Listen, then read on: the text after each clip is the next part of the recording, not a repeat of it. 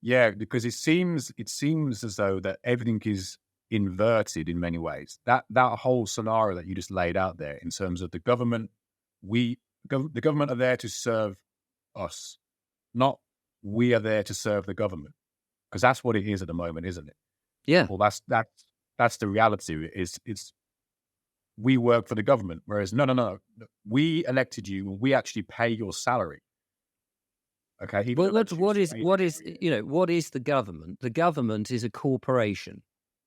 It's Yeah, incorporated business. It's a for-profit business. And what is a corporation other than a concept on paper in a filing cabinet or on a computer? It's not a living and breathing thing. It's not part of the earth naturally. They don't just spring up out of the ground. Oh, there's a it's an corporation. idea. It's an idea that man has had to come up with, Mm. which then in and of itself means it's a subservient thing to man. Like a robot, like AI, it's subservient because we are the creator of it. And what we've done is we've allowed these corporations to make us think that they run us, that Frankenstein's monster is controlling the doctor. Yeah, because authority and government, they're the word government, for instance, is just a label. It's not a living, like you say, it's not a living and breathing organism. It's not the Houses of Parliament, because that's another label, because it's just a building, right? So Mm. the government is just people coming together and saying, right, we have the authority, we have the power. Whereas what you could actually do is you could say, well, me and a group of other people over here, we're the government. We Why could not? say, Why not have a? Why you and not I, have Richard, we're the government. exactly? And if the rest of the population said, actually, that's a great idea, that other government would be, to the wind. Because why should the government have a monopoly on being the government? They even Right. have a monopolies commission to ensure that monopolies don't happen. Yet they are a monopoly in and of themselves. I mean, it's absolutely ridiculous. Yeah, it's pure acquiescence that keeps them alive. It's a belief system. You have Yeah. to believe that they are the thing. It's like royalty. I can't get my head around the monarchy and royalty. Well, I can, but it's Mm. they only wear the label of royalty because we believe that they are royalty. Yes. What makes their blood any different to our blood? Exactly. Yeah, You know. they're no different. They're just people. And even and it's questionable whether the royalty are who they say they are anyway. But let's not get into that little Mm.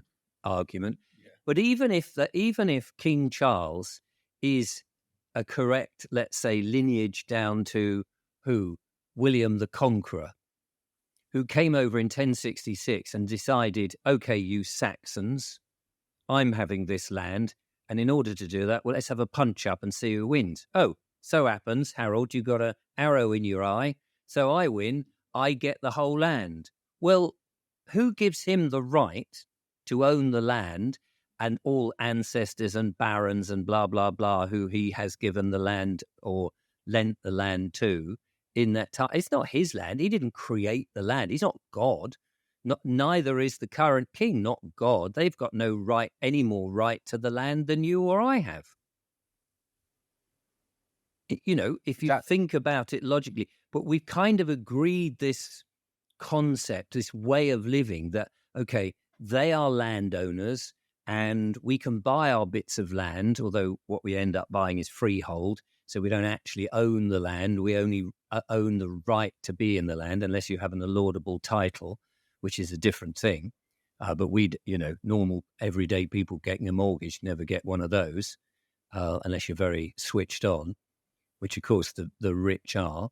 And then we don't put things into trusts, into private trusts, express trusts, which would protect all our stuff so that if they come after your car, they can't take it, which Mm. we should be doing and we can do. Um, Yeah. but these people, they do. And because they do all of this and they assume the control and they assume everything, and we have the one narrative coming out of the mainstream media and the newspapers and everything, and the elites all telling us the same story, we all buy into it. But I think it's unraveling now. And this is where your generation is so important, because it seems to me you're at the fork in the road that you can either acquiesce and lose everything that our generation and beyond has done, and you go down that fork, which is a nightmare fork for humanity, or you say, actually, we've woken up to the scam and we're not having it. Yeah, and that's